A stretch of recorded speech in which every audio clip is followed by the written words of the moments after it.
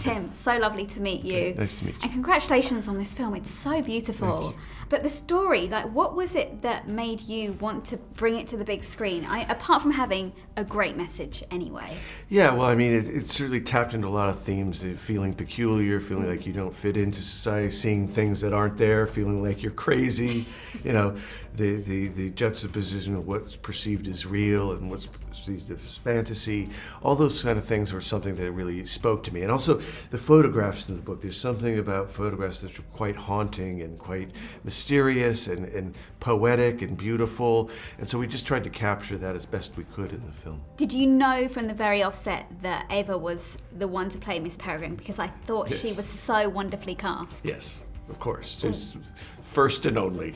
Yep, definitely. What was it about her? Well, because of the kind of things I do always have different tones in them. I mean, she's a person who's able to convey, humor, emotion, strength, mystery, and also looks like she could turn into a bird, all the elements. Looks good smoking a pipe, but she's just a very special person, There's not many people that can combine all of those elements in one thing and actually, as a person, look like she is a bird. I mean, she's an amazing actress, an amazing person. Yeah, love her. Obviously, all the children have their gifts, or I'm not sure that's what I was going to ask you, what we call it, because are they powers? They're not necessarily powers. That's a very good point. When people say powers, I always thought it was more like afflictions or just peculiarities, and that they're basically just kids, and that's sort of what I loved about it, you know what I mean? They're not really like superheroes, they just have their own peculiarities, which they have to ultimately use to sort of, save themselves from Baron, the villains. Yeah. So it's and that's what I liked about it. They're basically just kids that happen to have these peculiarities. Yeah, I don't think I'd ever want bees coming out of my mouth. No, I feel like I have bees buzzing inside my head anyway, so I don't need that either.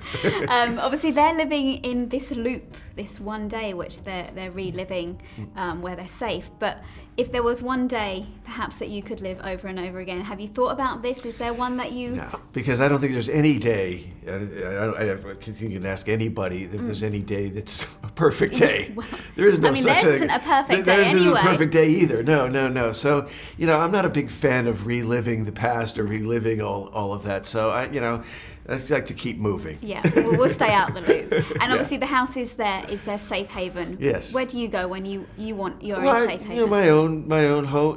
I think it's also nice just to find any spot that you find peaceful or that you can dream or just look at the clouds or the trees or whatever. So I think it's, or even just looking out the window one day, those are kind of things that I think are important to me. And I think, especially with all the technology in the world these days, sometimes it's just nice to just look at the sky. Yeah, and Asa, I just thought, carried this film so well. I love him. What was it about him that you saw? Well, when I met him, I said he's peculiar, and he looked like I felt as a teenager. You know what I mean? He just had that sort of awkward as a feeling like you don't fit into your society, but also very artistic, intelligent, and internal. Not a good speaker, not a big, action hero-y kind of a guy. And that's kind of all the stuff that the character really needed. And since he's sort of seeing it through his eyes, it was really a joy and a pleasure to work with him because he's just such a strong presence. And like I said, I just thought it looked so beautiful up on screen. Is it